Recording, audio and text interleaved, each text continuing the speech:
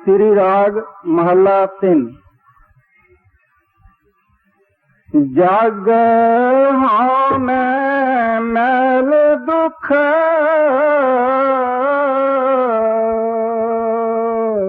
पाया,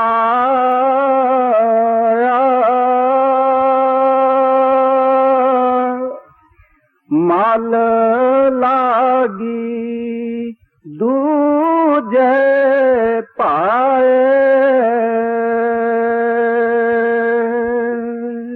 यह बानी तीसरी पातशाही श्री गुरु अमरदास साहब की है। आप फरमाते हैं कि इस दुनिया को बेअंत दुख है। क्यों? कि इसके ऊपर हमें की मैल चढ़ी हुई है। और इसका क्या फल है कि इसने जिसको प्यार करना चाहिए उसको प्यार करता नहीं, और जिससे दूर रहना चाहिए उसको प्यार करता है। तो ये हौमे क्या चीज है? गुरु ग्रंथ साहब के वाणी में अक्सर ये हौमे का लफ्ज आता है। तो ये हौमे क्या चीज है? जिसके मैल से सारी दुनिया दुखी है। इस वास्ते थोड़ा थोड़ा हम विचारेंगे कि ये क्या चीज है। कुछ लोग ऐसा समझते हैं कि हौमे की माना है अहंकार। हौमे की माना अहंकार भी है, लेकिन और कुछ भी है। कुछ लोग समझते हैं कि काम या क्रोध या लोभ या मोह अहंकार ये सब है हौमे में। मन वो भी हौमे के अंदर आ गया।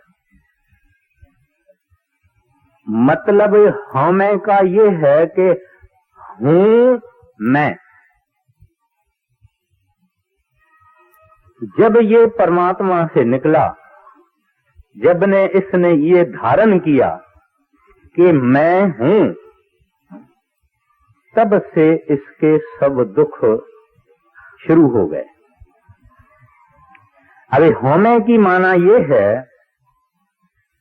ड्यूएलिटी,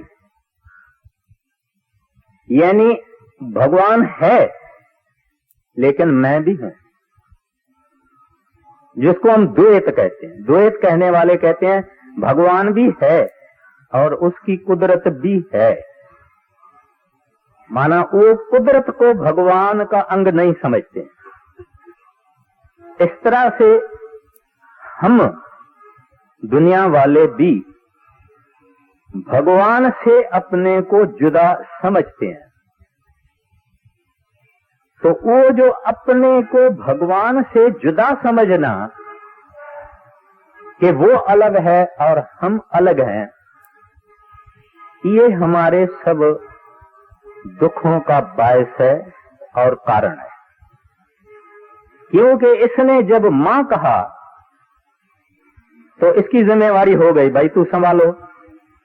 जब बच्चा छोटा होवे और खुद ही चलने को शुरू कर देवे, खाना पीना शुरू कर देवे, स्नान पानी करना शुरू कर देवे और बाहर इसके जो यार दोस्त है उसके साथ खेलना वेलना शुरू कर देवे, तो फिर मां की जिम्मेवारी कम हो जाती है। और लड़का भी समझता है कि अभी मैं हूं। तो वो जो मैं है, मैं माना ये नहीं कि मैं माना कि वो अलग है और मैं अलग हूं। इसको द्वैत भी कहते हैं, ड्यूअलिटी भी कहते हैं, खुदी भी कहते हैं, और सिंधी में ब्याई भी कहते हैं। जो इंडिविजुअलिज्म अंग्रेजी में इसको कहते हैं। तो ये चीज है जिसके लिए गुरु नानक साहब जी महाराज कहते हैं हम मैं बिख पाए जगत उपाया, शब्द वसै बिख जाए। कहते हैं ईश्वर ने हौमे रूपी जहर डाल के ये जगत उपाया,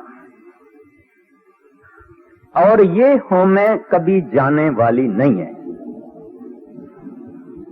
कैसे जाएगी मैं अब बाद में अर्ज करूंगा। तो ये बिल्ट इन है। इंसान जब आया इसके अंदर ये चीज पहले ही पड़ी हुई है, तब ये मां कहता है। उसको हम सिखाते भी हैं, तू मां। जब बच्चा छोटा होता है हम उसको सिखाते हैं तू और मां और ये और वो हम उसको सिखाते हैं, और उसके अंदर ये मां या अलगपना आ जाता है। अब वो जिसके अंदर ये होमे है, माना हर एक के अंदर है, कोई इसमें खाली वाली नहीं मिलेगा, है अगर होमे से आजाद तो वो संत है। मैं उसकी विषय पर बाद में आता हूं।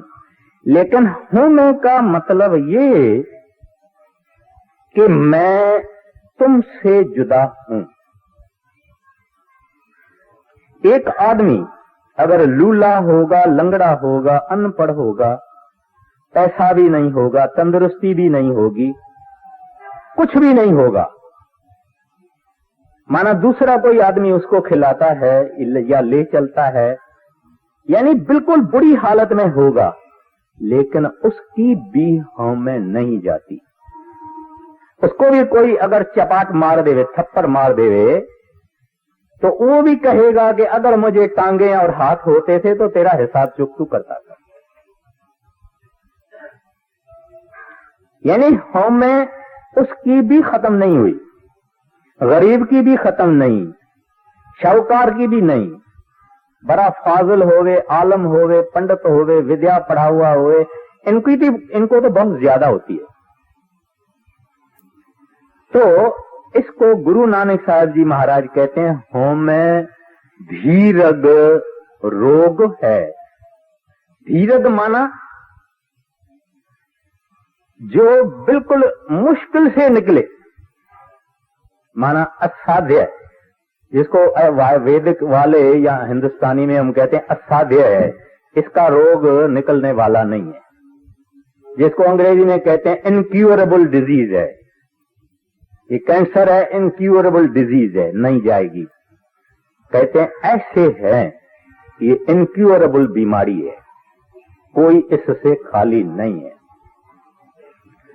अब लेके आया है ये रोग, अपने साथ ही लेके आया है, कोई नया इसके अंदर पैदा नहीं किया हुआ है। और एक बात सच भी है, बाणी कहती है हौं विच आया हौं विच मुआ। इसका क्या मतलब है कि इस होमे के बगैर ये संसार चले भी नहीं। इस संसार का अगर चलाने का एक कारण है वो ये है कि हम हर एक को होमे है। मैं कहता हूं कि मैं ऐसा कुछ काम करूं कि मेरा नाम हो जाए। कोई कहेगा कि भगवान के दया से करूंगा, लेकिन नहीं तो कहता मैं ऐसा करूं, मैं कमाता हूं, मैं ऐसा हूं, मैंने ये सेवा की, मैंने ऐसा किया। मुंह से नहीं कहेगा, जुबान से कहेगा। अगर एक आदमी 10 लाख रुपए की, 1 करोड़ रुपए की हॉस्पिटल खोल देवे, उसके मन में क्या आता है? अरे बुद्धू है तू, अखबार वखबार वालों को बोलो, दुनिया को पता लगना चाहिए, हमारे पोते परपोते भी आएंगे, उनको भी पता लगना चाहिए 1 करोड़ रुपया मैंने खर्चा है। और थोड़ा नम्रता वाला होगा तो अंदर में इसका जप साहब चालू रखेगा, मैंने करोड़ रुपए की हॉस्पिटल खोली है, इसकी जाएगी नहीं। कोई मुंह से न कहे, चाहे भली राधा स्वामी हो गए, माना नाम लिया हुआ हो गए, अगर कमाई करता है, भजन करता है, नाम प्रगट है, तो वो नहीं कहेगा। लेकिन हम जो आम संसारी हैं, हमारा ये काम नहीं है। हमारा काम है बताना, दिखाना, किसी न किसी तरीके से पता लगना चाहिए संसार को। ये होम है। मैंने आपको अर्ज किया था कि हनुमान राम भक्त था। हनुमान को जब सीता ने एक मोतियों का हार दिया तो उसने एक एक को तोड़ के फेंका। सीता ने उसको कहा, भाई तू क्या करता है, ये बड़ा दुर्लभ चीज है, अमूल्य है। कहता है मैं इसमें देखता हूं कि इसमें राम है। जिस चीज में राम नहीं वो चीज मैं नहीं पहनता, न स्वीकार करता हूं। बोले अच्छा तो तुम्हारे अंदर राम है? कहता है हाँ। और कहानी कहती है कि इसने छाती को ऐसा चीर दिया, फाड़ के दिखाया कि अंदर राम सीता दोनों थे। अब ये तो एक दृष्टांत है। मतलब ये है कि उसके हृदय में राम सदा था, जो सीता को भी पता नहीं था कि राम के बगैर हनुमान नहीं जीता है। वो हनुमान जब लड़ाई लगी रावण से तो आटा, राम की जो कैंप थी, फौज थी, उनका आटा खत्म हो गया। तो राम ने हनुमान को बुलाया और कहा, तू भाई जाओ, फलाना फलाना फलाना पहाड़ है, उसके ऊपर जाओ, वहां से आटा ले आओ। कहते हैं महाराज आटा कैसे वहां पहाड़ों से मिलेगा? कहते हैं नहीं, वहां एक अन्नपूर्णा माता रहती है, उसे ले आओ। बोले मेरे को कैसे पहचानेंगे? मेरी मुंदरी ले लो। रामचंद्र ने उसको एक मुंदरी दे दी, यानी रिंग। कहते हैं उसको बताना। रामचंद्र उड़ता जब नीचे देखा, जो निशानी राम ने दी थी वो पहाड़ देखे, तो उस वक्त बड़ी आशा से नीचे उतरने लगा। उस वक्त इसके मन में ख्याल आया कि अगर मैं ये आटा नहीं लाता था तो रामचंद्र की फौज भूखे मरती थी। फिर भी मैं राम को काम में आया। अभी किसी ने उसको कहा नहीं, यानी किसी को इसने कहा नहीं, मन में इसके ये बात आई। नीचे उतरा तो उसने सुना कि कोई चक्की फिर रहा है। चक्की फिर रही है कहाँ? आहिस्ता आहिस्ता आहिस्ता देखा कि गुफा है, गुफा को बड़ा पत्थर लगा हुआ है, उसके अंदर कोई चक्की पी रहा है, गेहूं की, यानी आटा। तो उस पत्थर को उसने हटा दिया, हटाने की कोशिश की, मगर पत्थर हटा नहीं। तो इसने अंदर आवाज दी कि माता, मैं रामचंद्र से आया हूं और उसकी मुंदरी लेके आया हूं निशानी के तौर, और आप मुझे दरवाजा खोलो और मुझे आटा दे। बोले हनुमान तू इस पत्थर को हटा दे। कहता है माता हटता नहीं है। उसने बड़े हाथ से, पहले तो पूंछ से, पत्थर इतना था कि रावण इतना बली था कि पूंछ से ऐसा पत्थर हटा देवे। पूंछ से भी नहीं हटा, फिर बाहों से भी नहीं हटा। तब अंदर कहा कि आप इसको पत्थर को हटाओ। तो हनुमान ने कहा मेरे से नहीं हटता है। तो वो माता कहती है, हनु तुमने कहीं अहंकार तो नहीं किया? कहती है हाँ मां, मेरे से अहंकार हो गया, विचार में मेरे से अहंकार हो गया। तो बोले बस पश्चाताप किया, अब पूंछ से तुम्हारे पत्थर हट जाएगा। तो जब इसने माना कि बराबर मेरे से अहंकार हुआ है, उसकी आंसू आई। तब मां ने कहा अभी तुम पश्चाताप किया, अभी तुम्हारे पूंछ से पत्थर हट जाएगा, और पत्थर हट गया।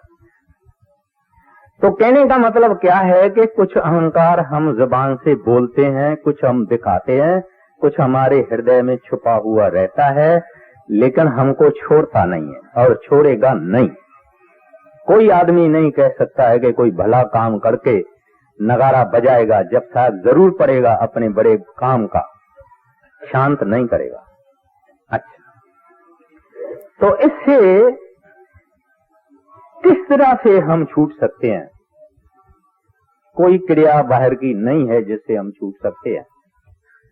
कोई हठ योग, कोई और योग नहीं छूट सकते हैं। वाणी ये कहेगी, मगर इससे अगर कोई मुक्त है तो मुक्त संत जन है। संत और महात्मा और फकीर और दरवेश जिन्होंने नाम कमाया, नाम प्रकट किया, वो मुक्त है। ग्रंथ साहब की वाणी कहती है, हूं मैं रोग मानुख को दीना, काम रोग मैगल वस कीना। मैगल यानी हाथी। इंसान को परमात्मा ने हूं मैं का रोग दिया, हाथी को काम का रोग दिया। फिर कहते हैं दृष्टि रोग पच मुए पतंगा। जो पतंग है वो ज्योति देखता है, भागता है, मरता है। तो कहते हैं दृष्टि रोग पच मुए पतंगा, नाद रोग खप गए कुरंगा। नाद यानी आवाज, गाना। ये कुरंगा यानी हिरण, उसमें फंस जाता है। जो जो दिसे सो सो रोगी। कहते हैं ये जानवर तो छोड़ दीजिए, मगर जो जितने बाकी भी हैं, देवी देवताएं, बाकी जितने भी हैं, सब इंसान, सिवाय परमात्मा के प्यारे भक्त, गुरमुख, संत जन, दरवेश, प्रभु के प्यारे महात्मा, जो जो दिस सो सो रोगी, रोग रहत मेरा सतगुरु जोगी। कहते हैं ये रोग जो नहीं है तो मेरे सतगुरु के अंदर नहीं है। वही रहत है, वही आजाद है, वही मुक्त है, इसके अंदर ये रोग नहीं। जब गुरु अंगद साहब जी महाराज गद्दी बैठे, उस जमाने में पंजाब के अंदर जोगियों का और पंडितों का बड़ा जोर था। तो एक जोगी, बड़ा जोगियों का भी जो मुखी था, मुझे उसका नाम भूल गया, वो जोगियों का भी जो बड़ा मुखी था, बड़ा जबरदस्त, वो आ गया गुरु अंगद साहब के पास। उसको कहता है, मैंने सुना है आप बड़े कमाई वाले हैं, तो मैंने सोचा कि चलो मैं आपको देखूं कि आप कैसे हैं। तो उन्होंने कहा, मैं तो कमाई वाला हूं नहीं, मैं तो कुछ भी नहीं हूं।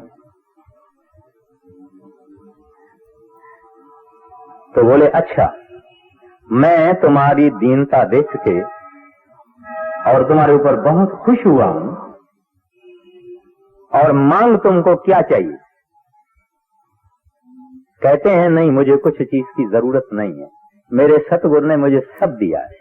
बोलते हैं, नहीं, मैंने ये जो कहा है ये खाली नहीं जाना चाहिए। जोगी जो था ना, वो जोश वाले होते हैं। बोले, ये मेरा जो कहना है ये खाली नहीं जाना चाहिए। बोले, अच्छा महाराज, मेरे को दीनता की तोहफा आप दे दो। Give me the gift of humility. कहते हैं, मेरे को दीनता यानी हलीमी, उसकी आप गिफ्ट दे दो। बोलते हैं, ये तो हमारे पास नहीं होती है। अभी ये जोगियों के पास कहां होती है? बोले, हमारे पास नहीं होती। कहते हैं, मैंने तो मांगा था, आपने कहा जरूर मांगो, और मैंने मांगा है, अब आप देव ना देव आपकी मर्जी। बोलते हैं, अच्छा, मैं अंतर ध्यान होके अपने गुरु को विनती करता हूं। उसने आंखें बंद की, अपने गुरु को अंदर में विनती की कि ये अंगद साहब है और वो मुझे कहता है कि मुझे दीनता बख्शो। तो उसका गुरु इसको आवाज देता है कि भाई, मैंने भगवान को विनती की है। भगवान कहता है, जितनी दीनता मेरे पास थी ये सब गुरु अंगद साहब ले गए, अभी है ही नहीं बाकी जो आपको देऊं। अब ये है संत जन जिनके लिए वाणी कहती है, जो जो दिसै सो सो रोगी, रोग रहत मेरा सतगुरु जोगी। तो कहते हैं कि जोगी क्यों कहते हैं कि उनका त्याग है, सब दुनिया से उनका त्याग है।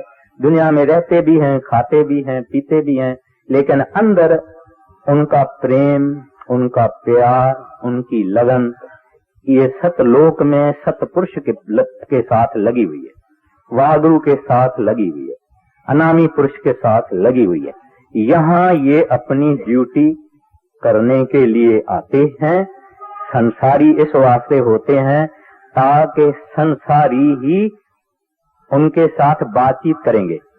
अगर कोई गुरु महात्मा बड़ा ही होवे, अपना जोगी होवे, तो हम संसारी उसको नजदीक नहीं जाते हैं। जब वो भी संसारी और हम भी संसारी, तो हम उनको नजदीक जा सकते हैं, वो हमको समझेंगे। और जोगी जिन्होंने ग्रस्त संसार का, जिनको कुछ पता भी नहीं, वो हमारी दुख सुख समझ भी नहीं सकेंगे, न हम उनको समझा सकेंगे। इस वास्ते वो संसारी होके दुनिया में आते हैं, लेकिन उनकी अंदर की तार रब से, वाहगुरु से, हरि से, गोविंद से लगी हुई है, और हमारी आप जानते हैं कि कहाँ लगी हुई है। तो ये है होम की बात। अब फरमाते हैं तीसरी पातशाही, जग हाउ में मैल पाया मल लागी। कहते हैं सारे संसार को एक मैल चढ़ी हुई है। मैल यानी गंदगी, डर्ट, ड्रॉस, मैल लगी हुई है।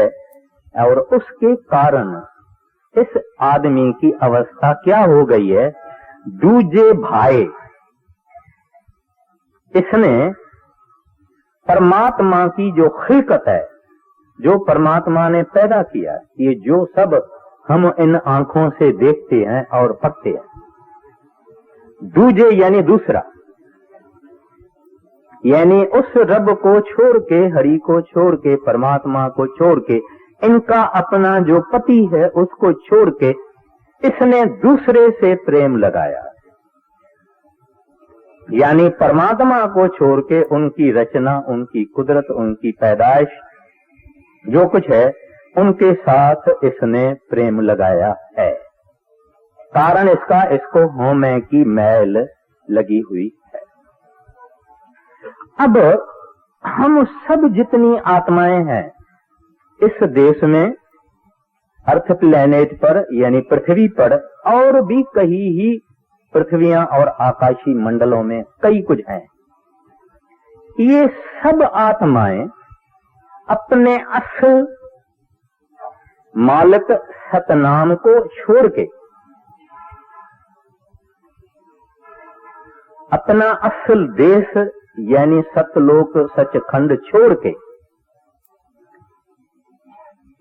मन के दायरे के अंदर आ गए और शरीर में प्रवेश करके इंद्रियों के द्वार बाहर निकल के हम सारी कारोबार करते हैं। अब जो भी हम कारोबार करते हैं उसमें हम पहले इन्वॉल्व होते हैं, उसके बाद एंटेंगल होते हैं। एक आदमी मुझे कहता है, भाई तू साक्षी रहना, ये कहता है कि मैं तुमको पैसा 100, मुझे 1000 रुपया दो, 1 महीने के बाद हम इसको देगा वापस। मुझे साक्षी कर दिया, मुझे विटनेस कर दिया। ए ने बी को दिया और बी ने मुझे, ए ने विटनेस कर दिया, बी ने विटनेस कर दिया कि मैं देता हूं, उसने कहा मैं वापस करूंगा, और मैं हो गया विटनेस। अभी मेरा कोई ताल्लुक नहीं है बात से, मगर ये जो डील हुई उसमें मैं इन्वॉल्व हूं फकत, क्योंकि मैं उसमें आ गया, मैंने कहा कि मैं साथी हूं। अब वो 1 महीने के बाद जो कुछ वायदा है उसको नहीं देता है, देने वाला उसको नहीं देता। अब जो वो शिकायत मेरे पास आया है लेके कि भाई देखा आपके सामने उसने ऐसा ऐसा किया था, अभी आप मुझे इससे पैसा वापस करवा। फिर वो मेरे पास आया, वो कहता है मेरे घर में ऐसा दुख हो गया है, बीमारी हो गई और मेरा बच्चा इस तरह से तकलीफ में आ गया, जितने पैसे मुझे मिले जो मुझे इसको वापस करना था वो सब बीमारी में खत्म हो गया। अब मैं एंटेंगल हो गया। पहले फकत मेरा नाम था, यूं ही साक्षी था, और बाद में मैं उनके झगड़े का एक हिस्सा हो गया। इस तरह से हम सब इस दुनिया में, जब हमारी आत्मा ने नाम को छोड़ा, यानी उस सच्चे सत्य नाम को छोड़ा, क्योंकि हम उनसे ही निकले हैं। उनको छोड़ के जब शरीर में ये प्रवेश हुई हमारी आत्मा, तब ये इसके ऊपर मन गालिब रहा, मन, और ये आ गई इंद्रियों से बाहर। अच्छे रूप देखी, इसमें एंटेंगल हो गई। ज़बान से निंदा की, इसने अपने आप के ऊपर मैल चढ़ाई। किसी का सुंदर रूप देख के बुरा ख्याल आया, इसने मैल चढ़ाई। किसी की निंदा सुनी, इसके ऊपर मैल चढ़ी। किसी की निंदा की, उसके ऊपर मैल चढ़ी। जो कुछ हम काम करते हैं ये विचारना चाहिए। जितना भी काम हम इन इंद्रियों से करते हैं ये सब मैल चढ़ती है। जितना भी दुनिया का काम हम करते हैं, कितनी कॉम्प्रिहेंसिव स्टेटमेंट है। कहते हैं जो दुनिया का काम आप कर रहे हो, आप फंस रहे हो और आपके ऊपर मैल चढ़ती जाती है, चढ़ती जाती है, चढ़ती जाती है, चढ़ती जाती है। ये हालत हमारी होती है। सतनाम जिससे निकले वो भूल गया, जिस देश से हम आए वो भूल गया। कौन कभी ये सोचता है क्या? हम कहते हैं ये हमारी माँ, ये हमारा पिताजी, ये हमारी बहन, ये हमारी घरवाली, ये हमारे बच्चे, ये मेरा जवाई, ये मेरी नूह। कोई कहता थोड़ी है कि मैं यहाँ परदेसी हूँ, मेरा असल पति परमात्मा है, सतलोक मेरा शहर है। कौन कहता है? नहीं, कोई कहेगा ही नहीं। जब ये मन इंद्रियों के रास्ते जितनी भी कारोबार करता है, ये फंसना है और ये मैल है। और ज्यों ज्यों ज्यों ज्यों मैल ये चढ़ती गई, त्यों त्यों त्यों त्यों त्यों त्यों हम परमात्मा से दूर होते गए। जितनी मैल ज्यादा, इतना हम दूर ज्यादा। अभी सोच ले कोई, इस बात में कोई फर्क नहीं। जितनी हम जवानी, धन, खूबसूरती, दुनिया के सामान, दुनिया की चीजें जो हमको बहुत खुश करती है और एंटरटेन करती है और मनोरंजन करती है, लेते हैं, देते हैं, दुकानदारी करते हैं, खेती करते हैं, ये करते हैं, वो करते हैं, सब मैल है। दूसरे लफ्जों में जो कुछ बाहर है, माना हमारे अंतर्मुख नहीं बाहरमुखी काम है, ये सब मैल है और ये सब हमारे जंजीर है। इस वास्ते ग्रंथ साहब में वाणी कहती है, अवर काज तेरे कितह न काम। जितने काम करते हो तुम्हारे किसी काम के नहीं, फिजूल है, बेकार है, निष्फल है, यूजलेस, सेंसलेस है। अवर काम तेरे कितह न, अवर काज तेरे कितह न काम। भाई तभी कौन सा काम काम का है? मिल साध संगत भज केवल हरि नाम। कहते हैं ये काम तुम्हारा है। तो जो भजन बंदगी हम करते हैं, यानी सिमरन भजन हम करते हैं, ये हमारा, ये जड़ काटने वाला, ये सफाई करने वाला, ये जो मैल का मैंने जिक्र किया है, महाराज जी कहते हैं जग हम में मैल दुख पाया, वो मैल साफ करने वाला ये, बाकी और कोई चीज नहीं। फिर आपके मन में ख्याल आएगा, भाई फिर हम धंधा नहीं करें, बाल बच्चों की परवरिश नहीं करें, या दुनियादारी नहीं करें, या समाज में हम नहीं चलें।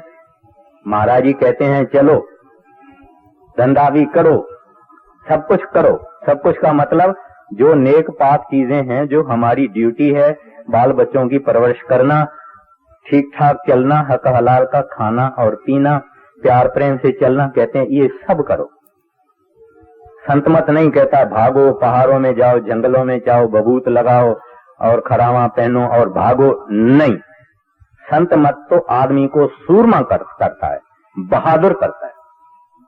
कहता है इन सब का सुख दुख सहो, तुम्हारे फैमिली का, कुटुंब का, परिवार का, यारों का, दोस्तों का, पड़ोसियों का, तुम्हारे पार्टनर्स जो हैं धंधे में, इनका जो कुछ भी है कहते हैं सहो, लेकिन थोड़ा अपना टाइम, जैसे चूहा काटता है ना, चूहा काटता है थोड़ा थोड़ा मगर एक दिन काट ही लेता है। चूहा किसी चीज को जब काटता है थोड़ा थोड़ा काटता है, काट के और फिर रस्सा पूरा काट देता है, मगर थोड़ा थोड़ा करके काटता है। तो कहता है प्यारा, इस तरह से तू ये जो जंजीर है, ये जो रस्से 9 लड़, 5 लड़, 7 लड़, 5 लड़, 4 लड़, ये रस्से रोज रोज काटो, थोड़ा थोड़ा काटो, फिक्र नहीं करो। अगर घंटा दूर से सुनाई देता है घबराओ मत, जोर से आवाज मारता है ठीक है, दूर वाला भी ठीक है, थोड़ा प्रकाश होता है कोई फिक्र नहीं, शरीर यहां तक सुन होता है कोई फिक्र नहीं, यहां तक सुन होता है कोई फिक्र नहीं, यहां तक सुन होता है खुश हो जाओ, मगर किए जाओ।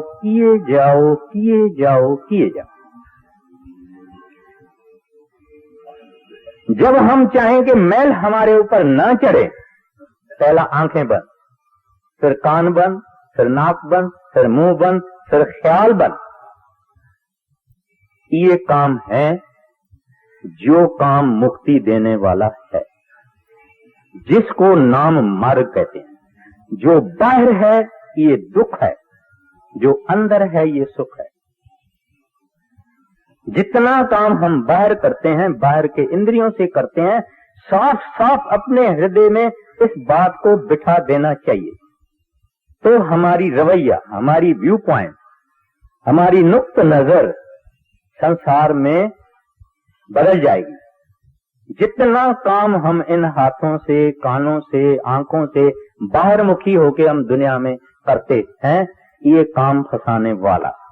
जब आपने आंखें बंद करके ख्याल लाए, यहां लाया, मुंह बंद कर दिया, जुबान बंद, काने बंद, बैठ गए, अभी आप अंदर है। ये अंदर जाना जो है, ये काम है नाम मार्ग। इसके सिवाय जो कुछ है वो है मन मार्ग। अब अगर हम मन मार्ग पे चलते हैं, मन मार्ग ही पर हम चल रहे हैं, मन मार्ग पर अगर हम चलते हैं तो मन आदमी को कहां डालेगा? रोज रोज नीचे नीचे नीचे नीचे नीचे गिराएगा। यानी ऐसा एक खड्डा आप समझो, ऐसा एक कुआं समझो, ऐसा एक सागर समझो जो करोड़ों माइल नीचे है। इससे भी ज्यादा इंसान नीचे गिरा हुआ है, फंसा हुआ है। ये मन मार्ग के कारण, और इसका फल ये हो सकता है कि ये आदमी फिर न बन के आवे, मरे तो आदमी न भी बन के आवे और आदमी बन के भी आवे। अगर काम कुछ अच्छे भी हैं, कुछ बुरे हैं, मेल रेल मेल एक जैसा है, तो आदमी बन के आएगा और कहीं दूर भी नहीं जाएगा, या घर में रहेगा, या मामे के घर में जाएगा, या चाचे के घर में जाएगा, या पड़ोस में चला जाएगा, क्योंकि वो उनसे जिनसे अटैच्ड है वहीं आएगा। अच्छा, माना के जन्म मरण के चक्कर में ये चालू रहा। अब ये हमारी मल चढ़ती गई। जब हम गोडों पर आए अभ्यास करके, तो माना कुछ हद तक हमारी मल उतर गई। फिर जब यहां तक आए तब यहां तक उतर गई। जब यहां तक आए तो यहां तक उतर गई, यहां तक आए तो पूरी उतर गई। फिर हम अंदर चले गए। इस चीज के लिए ये इस दुनिया के अंदर आया हुआ है। अब ऐसा आदमी जिसने अंदर नाम को जाके पकड़ा, उसकी क्या हालत है कि वो संसार को समझता है कि ये सपना है, एक दिन मुझे इनको छोड़ना पड़ेगा, क्योंकि अब ये नाम मार्ग में आ गया। और मन मार्ग वाले की ये हालत है कि सोचेगा जवानी में कि बूढ़ा होऊंगा तब भजन करूंगा, या कहेगा बाल बच्चे मेरे कारोबार संभाल लेवे तब भजन करूंगा। औरत होगी को कहेगी कि अभी मेरी नूह आएगी, वो कारोबार संभालेगी तभी मैं भजन करूंगा या करूंगी। इस तरह से हम किसी न किसी तरह से इस चीज को टालते जाते हैं, टालते जाते हैं, टालते जाते हैं। सिनेमा में बैठ के कितनी नींद आदमी को आती होवे। कोई यार दोस्त टिकट लेके आवे सिनेमा की, उठेगा, भागेगा, बैठेगा, 3 घंटा देखेगा, मगर अगर उसी वक्त ही ये आंखें बंद करके अंतर्मुख अपने को करे तो मन इसको करने नहीं देगा। वो कहेगा तू बिस्तरे के अंदर जितना भी फटकना है, इधर उधर होना है, लेफ्ट राइट होना है, बिस्तरे में ही करो, भजन नहीं देते। क्योंकि इसको मालूम है जितनी बाहर की कारोबार है, इस कारोबार से ये फंसा रहेगा। और बैठने से इसने जब आंख बंद किया, कान बंद किया, नाक बंद किया, मुंह बंद किया, अंदर ख्याल रखा श्रेष्ठ काम कर रहा है। जब आपने ये बंद किया, आप बाहर, आप और दुनिया में हैं, बाहर क्या हो रहा है कुछ पता नहीं। अच्छा, तो जब एक तो ये महल चढ़ी हुई है, दूसरी एक लैंप होवे, ये बल्ब है, ये लैंप है, टेबल लैंप है, हम उसके ऊपर एक मामूली कपड़ा चढ़ा देते हैं तो हम कहेंगे भाई लाइट कुछ कम आती है। फिर हम इसके ऊपर कोई मोटा कपड़ा और चढ़ा देवे, फिर खदर चढ़ा देवे, फिर कैनवेस चढ़ा देवे। आहिस्ता आहिस्ता 5-7 कवर चढ़ाने से वो लाइट बंद हो जाएगी। उसको हम किसी अंधेरे कमरे में ले चलेंगे तो वहां लाइट होगी नहीं, क्योंकि लाइट इसकी गायब हो गई।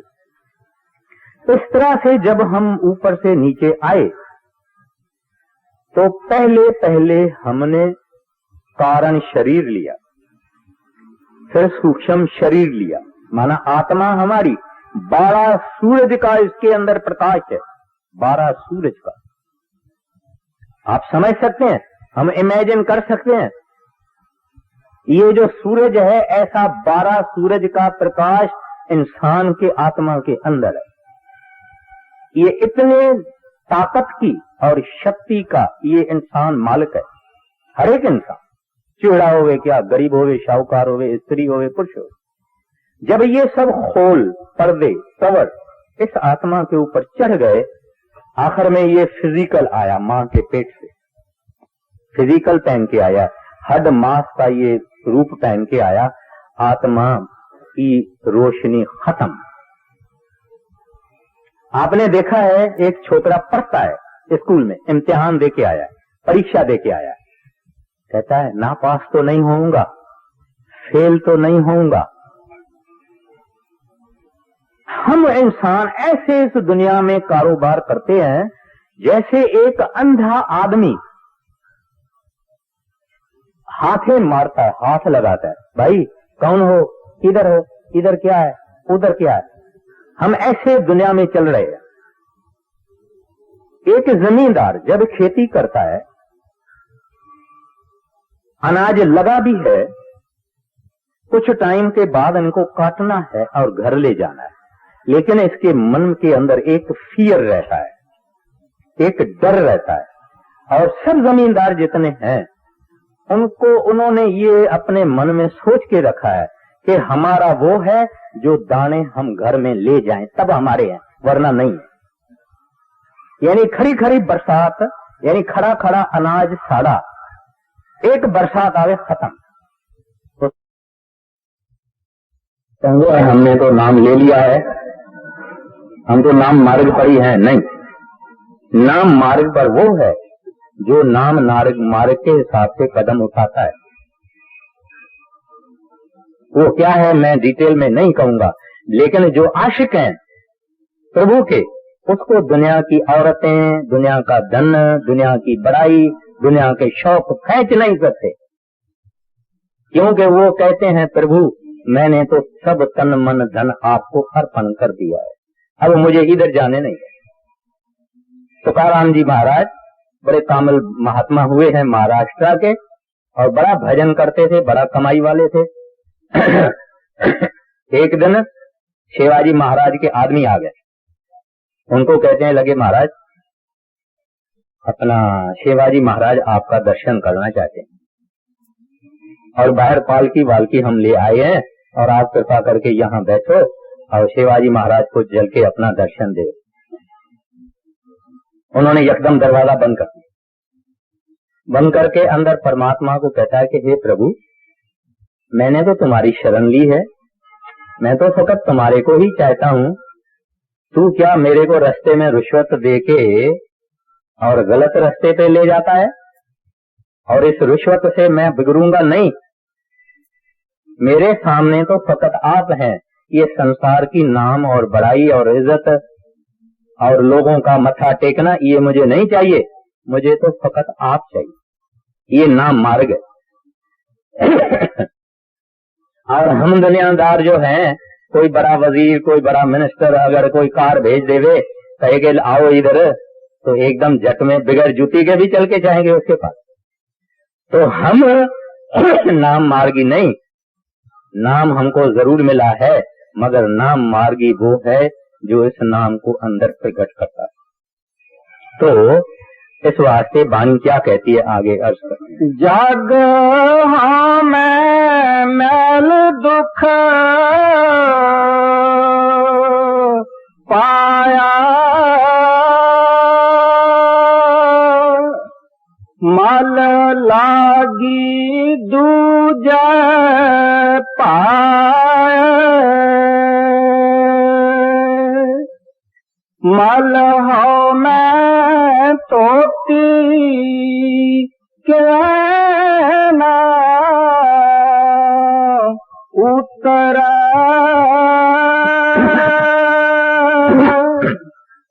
जे सौ तीर्थ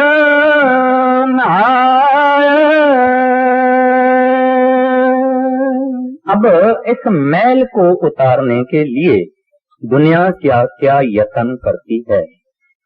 कहते हैं अगर इसको कोई पंडित वंडित मिल गया तो वो उसको कहेगा भाई ये मैं तुमको लफ्ज देता हूँ, इसका जाप शुरू करो, 10 लाख दफा इसका जाप करना। फिर वो करके गया, फिर बोलेगा ये दूसरा देता हूँ, उसका 10 लाख दफा जाप कर। या कोई पंडित कहेगा तो ये 68 तीर्थ हैं हिंदुस्तान में, 68 पिलग्रिमेज स्टेशन हैं, तो कहते हैं 68 तीर्थों को फिर के आओ। या और कोई होगा तो उसको कहेगा कि भाई इसका स्नान करो, हर एक तीर्थ में स्नान करने से मैल उतरती है। सवाल ये है कि पानी वो जो मैल है ये कोई दिखती तो नहीं है, ये कोई इधर मट्टी वट्टी तो चढ़ी हुई है नहीं, वो तो सब लोग स्नान विस्नान करते हैं, अगर कभी मट्टी चढ़ी भी तो स्नान करते हैं, साबुन लगाते हैं तो मट्टी उतर जाती है। लेकिन अगर काम भी हमारे अंदर है, काम भी अगर है, हम अगर कामी हैं तो बाहर से थोड़े आदमी दिखता है कि ये कामी है, काम भी इसके अंदर है। अगर क्रोधी है तो भी इसके अंदर है, लोभ है तो भी इसके अंदर है, मोह भी इसके अंदर है, अहंकार भी इसके अंदर है। फिर धोने से क्या धो जाएगा, क्या साफ हो जाएगा? गुरु अमरदास जी महाराज जिनकी ये वाणी है, पहले पहले तो वो भी तीर्थों पे जाते थे, गंगा नियम से जाते थे, ये आप जानते ही हैं। तो जब ये महात्मा हो गए और दुनिया इनके पास जाने लगी तो इसके जो पुराने दोस्त थे वो इनके पास एक दफे जाए गए, कहते हैं आप कई दिनों पे तीर्थों पर नहीं गए हैं और गंगा जी पर नहीं गए हैं, और हमारे साथ आप चलो और चल के गंगा में स्नान करो। तो गुरु अमरदास साहब जी तो जब तक रब रूप हो गए थे, हरि रूप हो गए थे, वाणी ये उनकी है। तो उन्होंने कहा भाई मुझे तो फुर्सत है नहीं, मैं तो साधु संगत की सेवा में मशगूल हूँ, ये ड्यूटी मैं छोड़ना नहीं चाहता हूँ, मेरे सतगुरु ने मुझे बख्शी है, लेकिन मैं एक कद्दू देता हूँ, एक कद्दू जो होता है जी, जिसकी सब्जी भी होती है, ये मैं कद्दू देता हूँ बड़ा, और आप इसको स्नान गंगा में करवा के आना। आ गए, स्नान करवा के आए, बोले कि हम करके आए हैं। बोले अच्छा अभी इसको काटो, उसको कड़ा कद्दू कहते हैं, कड़ा जिससे तंबूरा वंबूरा ये यकतारा वगैरह बनता है। तो उसको गुरु अमरदास जी ने उनको कहा इसको काटो काटो, बोले खाओ महाराज ये तो कड़वा है, बोलते हैं गंगा में स्नान करने का इसका फायदा क्या हुआ? करवा तो ये गया था, अभी भी करवा है, तो इसका मतलब क्या? गंगा में स्नान करने का तो कोई फायदा ही नहीं हुआ। तो फिर क्योंकि वो मेहरबान है, संत जो होते हैं ना बहुत दया के सागर होते हैं, उनकी रहमत और दया और मेहरबानी का कोई अंत ही नहीं होता है। फिर महाराज जी ने सोचा कि ये बेचारे मेरे पास आ गए हैं, उनको कहा आप सत्संग में आओ, बैठो। फिर आखिर उनके ऊपर दया मेहर की, उनको नाम की बख्शिश की, उनको बना दिया। तो कहने का मतलब ये है कि मल हो में धोते क्यों न उतरे जे 100 तीर्थ नहाए। कहते शरीर की मल होवे तो धोने से निकल जावे, मगर ये मन की मैल है। एक आदमी पराया 5 रुपया दूसरे को जब तक देता नहीं है तो इसके अंदर में एक किस्म की चिंता हो जाती कि इसको वापस करूं। एक आदमी है जिसका 10,000 रुपया किसी के पास है और वो आदमी कहता है कि इसको देऊं ही नहीं, वो युक्तियां सोचता है, युक्ति सोचता है कि इसको वापस कैसे न करूं। अब ये मैल का हिसाब है। मैल कम है तो डरता है पराई चीज से, मैल अगर जाता है ज्यादा है तो वो डरता नहीं। तो कहते हैं ये मल कैसे उतरेगी, आखिर बात आएगी आगे जी। मल हो में तोती के ना उतर ये 100 तीर्थ नहाए बहुविध कर्म कमावंदे दूनी मल लागी आए। कहते जब इंसान ये बाहर की कर्म कांड करता है, यानी शरीयत के काम करता है, यानी दान करता है, पुण्य करता है, अस्पताल खोलता है, तीर्थों पे जाता है, किताबें पढ़ता है, जो कुछ भी करता है, कहते हैं बहुविध कर्म कमाऊं दे। क्या होता है? दूनी मल लागी आए। कहते हैं इसकी मल और बढ़ गई, क्योंकि इसको अहंकार आ गया कि मैं पूरा वेद पढ़ा हुआ हूं। ये भी अहंकार है। एक अहंकार है अपने इल्म का, फिर कहता है मैंने इतना वारी मैं तीर्थों पर गया हूं, ये भी अहंकार है। मैं हज से होके आया हूं, मैं हाजी हूं, तू क्या समझते हो? यानी कि उतरना तो अलग रहा, मैल फिर बढ़ गई, क्योंकि इसको इन सब चीजों का घमंड आ गया, गौरव हो गया, अहंकार हो गया कि मैंने ये किया, मैंने ये किया, मैंने ये किया, मैंने गाय दान की है। नमूने के तौर लोग बोलते हैं हमने चांदी दान की है, थोड़ा सोना देके ब्राह्मण को बोलते हैं हमने सोना भी दान किया, और कभी कभी गाय भी दान कर देते हैं, चाहे वो बुढ़िया होवे, बुढ़ी होवे, दूध नहीं देती होवे, वो भी दान कर देते हैं। लेकिन कहते हैं कि मैंने गाय भी दान की, और हृदय में उसको और अहंकार हो गया। और इस वास्ते ये संत महात्मा क्या कहते हैं, उनको मालूम है हम लोगों की क्या कमजोरियां हैं, उनको मालूम है। कहते हैं दूनी मल लागी आए। पंजी पातशाही गुरु अर्जन साहब जी महाराज कहते हैं, प्यारे इन बिद मिलन न जाई, मैं किए कर्म अनेका। कहते हैं मैं ये सब दान कर चुका हूं, मैं तो अपने को चीरवाया भी है, मैंने तो भूमि दान भी किया है, सोना दान भी किया है, ये सब मैंने दान किए हैं। प्यारे इन बिद मिलन न जाई, मैं किए कर्म अनेका, मैंने अनेक कर्म करके देखे। गुरु नानक साहब जी महाराज के वाणी में कहते हैं कि आप मट्टी का दीवार उसको साफ करेगा, साफ होगी, आप जितना साफ करेंगे इतनी मट्टी ही निकलेगी, क्योंकि ये मट्टी की दीवार है। संगमरमर होएगा तो साफ हो जाएगा, मगर दीवार ही मट्टी की है। ये मन जो बैठा हुआ है, इसको आप कितना साफ करने का यत्न करो, साफ नहीं होता। ग्रंथ साहब की वाणी कहती है, मूत पलीती कप्पर होए, भरिए हथ पैर तन देह, कहते हैं मट्टी से हथ और पांव और देही मट्टी से लग जावे, मट्टी हो जावे। पानी धोते उतरस खेर, कहते हैं पानी से इनको धो तो निकल जाएगी। फिर कहते हैं भरिए मत पापा के संग, मगर मत अगर पापों से भरी हुई है, मत यानी मन, वो धोवे नावे के रंग। कहते हैं ये स्नान से नहीं, पानी से नहीं, जमुना गंगा जाने से नहीं, ये तो नावे के रंग, नाम के रंग से ये मैल साफ होती है। वाणी कहती है, मीराबाई कहती है जन्म जन्म की इस मन को मल लागी। ग्रंथ साहब की वाणी है, जन्म जन्म की इस मन को मल लागी, काया हुआ स्याह। कहते हैं काला हो गया बिल्कुल। मीराबाई कहती है जब सतगुरु का शब्द मैंने सुना तब ये मल निकल गई। तो इसको मन पानी से नहीं मगर इसको नाम के कमाई से ही साफ किया जाता है। आगे बहुविध कर्म कमावद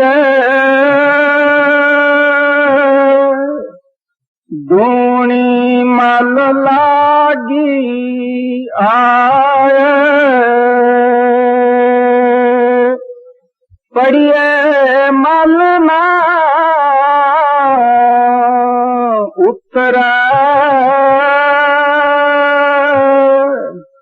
पूछो ज्ञानिया जाए। फिर पढ़ने पर आते हैं, कहते हैं दुनिया किताबें पढ़ती है, बहुत ही पढ़ते हैं। पंडितों के पास, सबके पास ये जितने भी हैं बड़े बड़े किताब हैं, इसकी टीका उसकी टीका, ये भागवत, ये रामायण, ये फलाना मीमांसा, ये वो, जिसका कोई हिसाब नहीं। और वो इसका दम कर लगाते हैं कि हमने ये पढ़ा, ये पढ़ा, ये ऐसा कहता है, ये ऐसा कहता है, फलाना ये कहता है, रामचंद्र जी ये कहते हैं, गीता में कृष्ण ये कहते हैं। इस तरह से वो हवाला देते हैं, सब कुछ उनको जुबान पर याद है। कहते हैं परी है मैल न उचदे, कहते हैं मल नहीं उतर। पूछो ज्ञाना ज्ञानिया जाए, कहते हैं जिन्होंने ये पढ़ा है उनसे पूछो तुम्हारी मन की मैल उतरी है। महाराज जी हवाला देते थे कि रावण 4 वेदों का पढ़ा हुआ नहीं था, लेकिन पंडित था, टीकाकार था, यानी वेद का एक एक श्लोक लेके उसकी तशरीह करता था, कमेंट्री करता था, इतना भारी महापंडित था। वो रावण जब सीता को पराई स्त्री को चोरी करके भागा, उस वक्त ये वेदों का ज्ञान इसको काम में नहीं आया। कहाँ वेद कहता है कि पराई स्त्री को छुड़ाओ, लेकिन वो क्या है, इल्मी जमा खर्च है, यानी दिमागी इंटेलेक्चुअल है। मगर यहां तो अपने आप को पलटाना है, सब कुछ को खाक करना है, अपने को जीरो करना है। ये किताबों में लिखा जरूर है मगर करने से बनता है, बातों से नहीं, सुनाने से नहीं, सुनने से नहीं, पढ़ने से नहीं, बहस मुबासे से नहीं, ये करने से बनता है। बड़े महाराज जी को एक रावलपिंडी में एक भाई मिला था। भाई पंजाब में कहते हैं वो सरदार हैं जो गुरुद्वारों में ग्रंथ साहब का पाठ करते हैं। ऐसा एक भाई मिला, महाराज जी उनको मिले तो वो कहता है, महाराज जी ने उसको कहा भाई तू बताओ कितना वारी तुमने ग्रंथ साहब का भोग डाला है। कहता 132। बोले हजूर मेरा जो पिताजी था उसने तो 500 भोग डाले।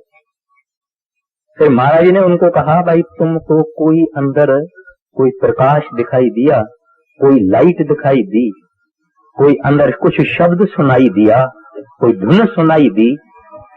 कहता बिल्कुल नहीं। अभी ये हाल है पढ़ने का। हम आपस में बैठे हुए हैं, हम खुद ही समझ सकते हैं पढ़ने से नहीं होता है। कई लोग हैं, हम संत मत जानते भी हैं, समझाते भी हैं, पढ़ते भी हैं, लेकिन अपने को बनाना, जिंदगी में चेंज आवे, ये इंसान एक से दूसरा बने, जिसको बुल्ले शाह कहते हैं हुण मैं हो गया और दा हो, ये बनना है। ये मामूली नहीं काम है, ये करने से नहीं होता, करनी से होता है। तो इस वास्ते कहते हैं पढ़िए मैल न उतरे, पूछो ज्ञाना जाई। कहते हैं पढ़ने वाले से जाके पूछो, कुछ मैल आपकी उतरी। आगे पढ़िए मल ना उतरे, पूछो ज्ञानिया जाए, मन मेरे गुरु शरण आवे,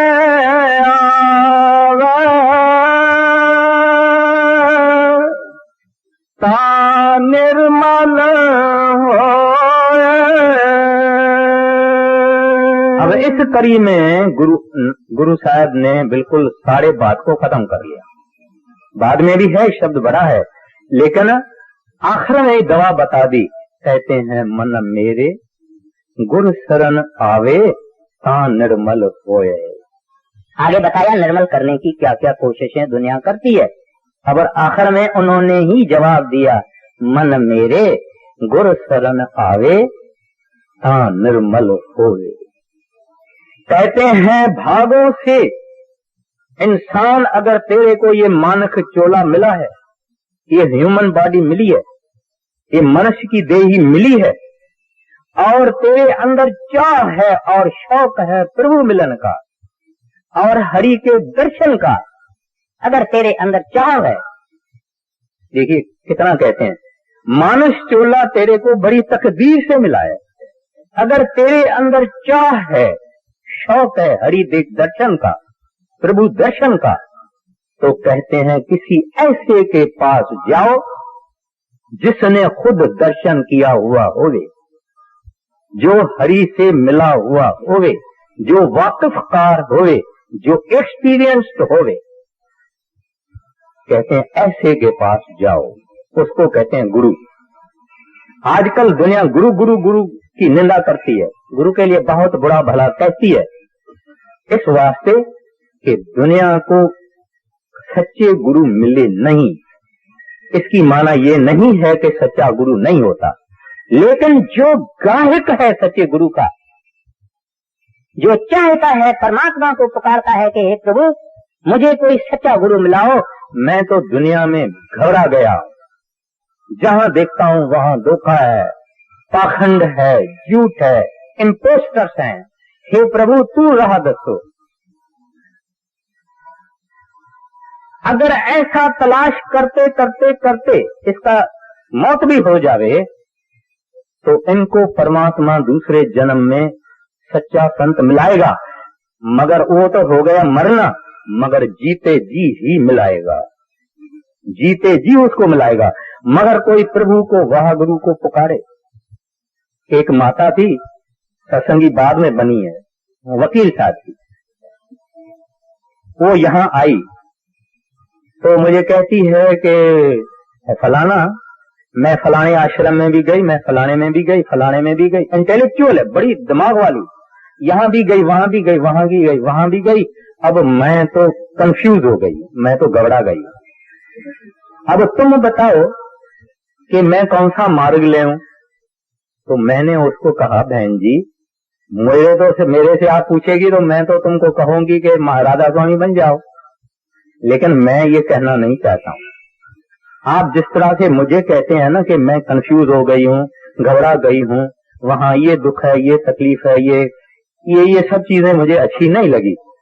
तू परमात्मा को सुबह सवेर उठो और जैसे एक छोटा बच्चा जंगल में घबराया गया होवे, ऐसे उस परमात्मा को पुकार करो कि हे प्रभु किसके पास जाऊं, मैं तो ढूंढ के थक आई, किसके पास जाऊं। और खुद प्रभु को पुकारो, अरदास करो, बेनती करो गरीबी से, जैसे एक सचमुच बच्चा जो घबराया हुआ है वो करता है। और न किसी का सामने कोई शक्ल नहीं लाना, न हमारे महाराज जी की लाना, न रामचंद्र की लाना, न कृष्ण महाराज की लाना, न किसी देवता की लाना। बिल्कुल अंधेरे में उसको पुकारना, वो सब जगह मौजूद है और सुनता है। वो माता मुझे दूसरे हफ्ते मिली, वो कहती है कि मैं शुक्रगुजार हूँ तेरी। मैं बोला क्या हुआ? कहती है कि मैंने कहती है रोया, मैं इतना मेरा खर्चा हुआ था सब आश्रमों में जाके जाके, कहती है कि मेरे को रोना आ गया, मैं प्रभु को सचमुच ऐसे ही पुकारा। और उस वक्त उस अंधेरे में देखते देखते देखते कहती है तुम्हारे महाराज जी आ गए और ऐसे प्रकाश में आ गए और मुस्कुराते गए। कहती और क्या पूछूं? मैंने कहा कुछ नहीं, तुमने जो पूछा तुमको जवाब अपने अंदर से आ गया। तो कहने का मतलब ये ही होता है कि भगवान चाहता है कि कोई मेरा ग्राहक उठे, धन मांगे, स्त्री मांगे, ये मांगे, वो मांगे। ये मांगने वाला तो छोड़ दो, ये तो मांगते ही रहते हैं। कोई मेरे लिए पूछे, को मेरे को मांगे और वो सुनता है। तो कहने का यही मतलब है कि मन मेरे गुरु शरण आवे ता निर्मल होवे। कहते हैं सतगुरु को ये ढूंढो, तलाश करो, ऐसा सच्चा महात्मा तलाश करो और उनकी शरण में जाओ। वो तुमको क्या देगा? तीर्थों वीर्थों पे जाने की बात नहीं करेगा, कुछ नहीं कहेगा। वो कहेगा प्यारा मैं गुरु नहीं हूं, मुझे बड़ा भाई समझ ले, तेरे को मैं कुछ नहीं देता हूं, परमात्मा ने तेरे अंदर सब माल रखा है, खजाना रखा है। इस तरह से तू बैठो और इस तरह से परमात्मा को याद करो, अपनी सूरत को यहाँ तक ले आओ, बाद में जो कहना है कहना। और जब ये सुख इस तरह से करता है और इसके मन ने एक ही दफा उस मधुर वाणी को सुन लिया, एक राग बस, बाकी तो बहुत कुछ है, मगर एक राग इसने जब सुन लिया, ये मन मस्त हो जाता है, ये मन दीवाना हो जाता है। आगे दुनिया का दीवाना था, अब प्रेम का दीवाना हो जाता है, गुरु दीवाना हो जाता है, नाम दीवाना हो जाता है। अब दुनिया जो इसको खींच रही थी अभी नहीं खींचती है, अभी उसको वो शब्द, वो नाम, वो सतगुरु, वो मालिक, वो प्रभु, वो वाहगुरु उसको खींचता है। उसको उसकी बातें अच्छी लगती है। वो कहता है कोई सारा दिन मुझे गुरु की बात सुनावे, बस मुझे और कुछ ही नहीं जाए, मुझे उसमें बहुत सुख होता है। मुझे ये संसारी लोग आके ऐसा कहते हैं, ऐसा कहते हैं, ऐसा कहते हैं, मुझे सुख नहीं होता है, मुझे तो गुरु की बात सुनाओ। ये हालत हो जाती है उस नाम वाले की। और वो क्या कहता है, कोई आन मिलावे मेरा प्रीतम प्यारा, हूं तिस पे आप वेचाई। कहते हैं मैं अपना आप उसका गुलाम हो जाता हूँ, गोला हो जाता हूँ, जो मेरे को पूरे सतगुरु से मिलावे, उसका दर्शन करावे और मेरे अंदर नाम का प्रकाश करावे। तो संत यही मांगते हैं। तो आज का जो सत्संग है उसका तात्पर्य एक लाइन में मैं ये अर्ज करूंगा कि बाहर मुखी यानी आंखों से, कान से, नाक से, शरीर से, मुंह से, इंद्रियों के भोगों से जितना कर्म हम करते हैं ये सब फंसाने वाला है और मन मार्ग है, जन्म मरण के चक्कर में हमको चालू रखेगा। जितना काम हम अंतर्मुखी होके आंखें बंद करके मुंह जुबान अपना पूरा होश अंदर ले जाएंगे, ये अंतर्मुखी काम है, ये हमारा असल काम है, ये हमको जन्म मरण से चक्कर से मुक्त करेगा और परमात्मा हरि गोविंद परमेश्वर वाहगुरु अकाल पुरख रब के पास ले जाएगा। लेकिन सारा तक कमाई कमाई कमाई कमाई, अंतर्मुख होना, अंतर्मुख होना, अंतर्मुख होना, भजन करना, साधना करना, कमाई करना। राधा स्वामी पूरा करो। मन मुख हर हर कर थके, मैल न सकी तो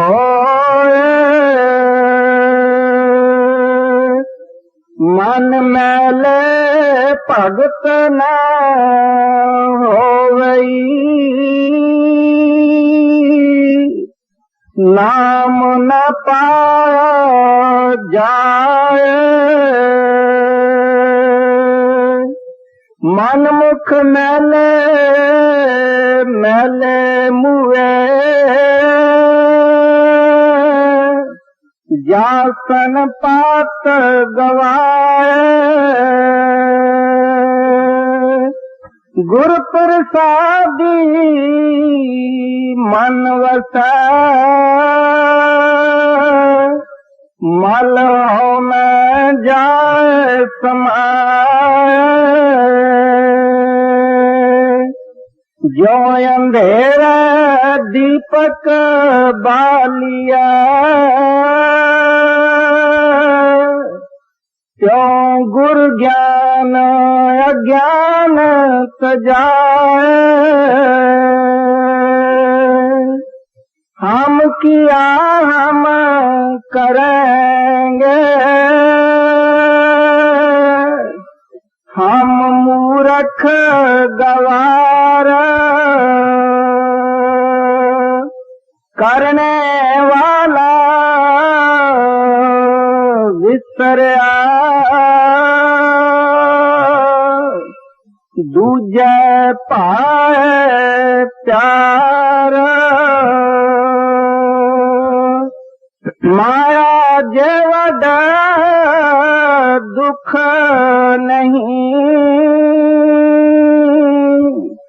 सब भव थके संसार, गुरमति सुख पाइया, सच नाम और धार, जिसनु मिले सो मिला, हाँ तिस बलिहार जाओ, ए मन भगती रत्या, सच बाणी निज थाओ, मन रते जिबारती, हर गुण सच गाओ, नानक नाम ना विसरै, सच्चे माहे समाओ, नानक नाम ना विसरै,